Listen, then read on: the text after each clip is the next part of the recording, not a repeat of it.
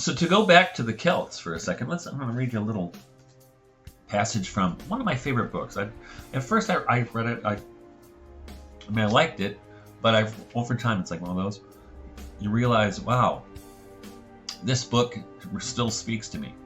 This is still living in me. And this book, the book I'm talking about, is The Catholic Thing by Rosemary Houghton, who I think she's still alive, and maybe she's 100 years old right now. And she talks a lot about these kinds of things. She's kind of a hippie Catholic writer, even though she was kind of older than the hippies, like a little bit. But she's got that kind of appreciation for the bohemian, right, of the wild side of Christianity, which, you know, I'm all about. Let's make Christianity wild again. Here's what she says, though, about the Celtic Church. It was a formidable achievement, and it meant that the distinctly Celtic type of spirituality fed into the mainstreams of European culture, and the nations and cultures which absorbed it later contributed to the making of America. Although the great Benedictine and Roman type of Catholicism finally absorbed them, and now it dominates our imaginative view of the Catholic cultural origins, the lost Celtic Catholicism was uniquely important in its embracing quality, its feeling for the presence of the divine in natural beauty, and in the unexpected, its single-minded devotion to the quest for God, and its sheer wealth of symbol and fantasy. And fantasy is a really important word there. Like the Grail legends, right, are very Celtic in origin. And I think all of these things I've been talking about, all this Celtic Christianity, it's very sophological in import. I mean, it's because my understanding of sociology, it's not a definition. My understanding of it is that this is a spirituality that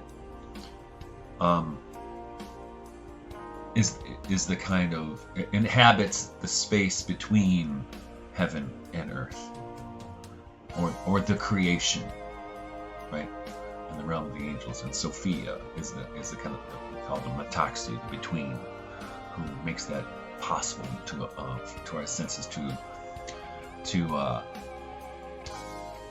sense the divine. And I mean sense like taste or see or hear. Right? It's kind of a catalyst for making that happen. That's the way I understand it. This kind of ethos, this kind of epistemology is extraordinarily important. Without such an ethos, I think Christianity is probably doomed to fail. I mean, to vanish from the face of the earth, because this has been sadly missing for most iterations of Christianity for a long time now, which has become urbanized. And I think recently the festivals and the magic has all gone out of Christianity. Now it's just basically singing songs together and lectures about morality. You know, that's not fun. You gotta bring the festival. You have to bring the festival back into it, and the festivals are connected to agriculture. I mean, even today we still have the remnants of these, where like state fairs, for instance, county fairs. Those are kind of vestiges of when the world was much more aware of the agricultural cycle and much more aware of our relationship to both heaven and earth.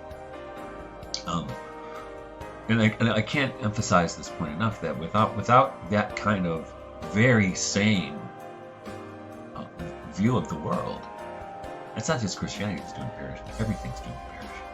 The antidote is what I'm talking about here, is reconnecting to the earth, reconnecting to the imagination, reconnecting to the arts, reconnecting to the same vision of the heavenly house of God.